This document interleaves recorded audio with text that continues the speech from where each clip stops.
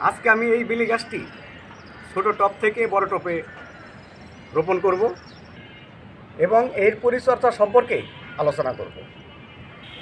ছোট টব থেকে বড় টবে আমি আজকে রোপণ করা আপনাদের দেখাবো। আগে আমি এই টব থেকে বেলি গাছটি তুলে নেব।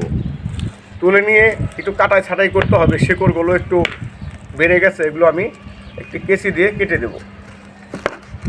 এই দেখুন, আমি এই বোতলটিতে রোপণ করেছিলাম, দেখুন কত শিকড় হয়েছে।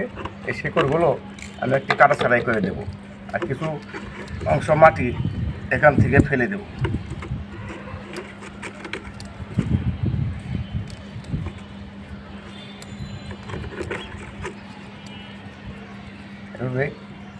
এইভাবে শিকড়গুলো কেটে নিয়েছি, কারণ এখান থেকে যে মাটিগুলো বেরোচ্ছে এই মাটিগুলো এখন আমি এই গাছে আর ব্যবহার করব না, আমি এখন নতুন মাটি ব্যবহার করব।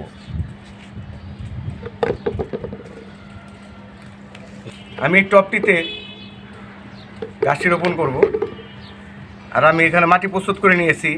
বেলে দোআঁশ মাটি, ভার্মি কম্পোস্ট, জৈব সার, কিছু সর্ষের খোল, এগুলোতে আমি মাটি প্রস্তুত করে নিয়েছি।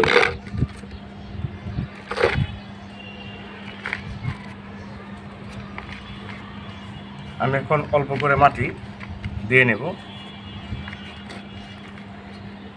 দিয়ে আমি যে বেলি গাছটি টব থেকে উঠিয়েছিলাম গাছটি আমি রোপণ করে দেব।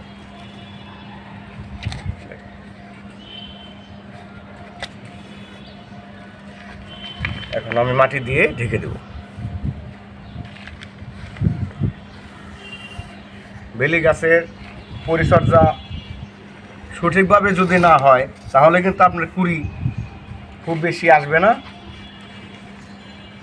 আর বেলি গাছের শেকড় একটু খুব সহজেই বেড়ে যায়।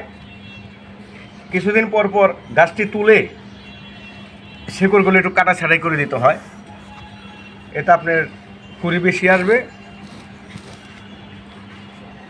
তা না হলে কুড়ি বেশি আসবে না, গাছ ছোটো থাকবে, গাছ হেলদি হবে না। বেলি গাছটি রোপণ করলাম। এখন আপনাদের আমি একটি বাসায় তৈরি করা ঘরোয়াভাবে আমি একটি সার তৈরি করেছি, সে পদ্ধতিটা আপনাদের আমি দেখাবো। বাসা বাড়িতে যে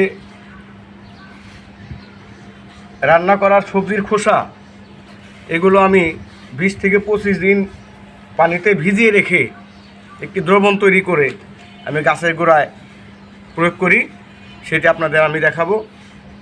এইভাবে যদি নিজের ঘরোয়া দ্রবণ নিজে তৈরি করে গাছে প্রয়োগ করেন তাহলে গাছের কোনো ক্ষয়ক্ষতি হবে না। দেখুন, আমি হাড়ির ভিতরে 20 থেকে 25 দিন আগে এই সবজির খোসাগুলো ভিজিয়ে রেখেছিলাম। দেখুন, এগুলো পচে একটি তরল সারে তৈরি হয়েছে।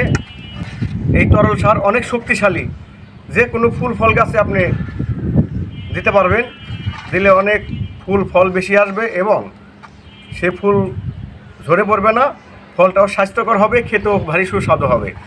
আমি এই বেলি ফুল গাছে আপনাদের দিয়ে দেখাবো কতটুকু পরিমাণ দিতে হবে, কারণ এই সারটি অনেক শক্তিশালী। এই তরল সারটি পানির সাথে একটু পাতলা করে নিতে হবে, সরাসরি আমার গাছে দেওয়া যাবে না, তাহলে গাছে ক্ষতি হতে পারে। আমি আপনাদের কতটুকু পরিমাণ দিতে হবে আমি আপনাদের মিশিয়ে দেখাবো। এখানে হাফ মগ সাদা পানি নিয়েছি, আমি আপনাদের আইডিয়া করে দেখাচ্ছি কতটুকু পরিমাণ দিতে হবে। খুব বেশি ঘন দেওয়া যাবে না, তাহলে আপনার গাছে ক্ষতি হবে। দেখুন, এরকম পাতলা রাখতে হবে। ওইটা অনেক ঘন হয়ে গেছে, এটা আমি পাতলা করে নিয়েছি। এখন আমি গাছে প্রয়োগ করে দেব।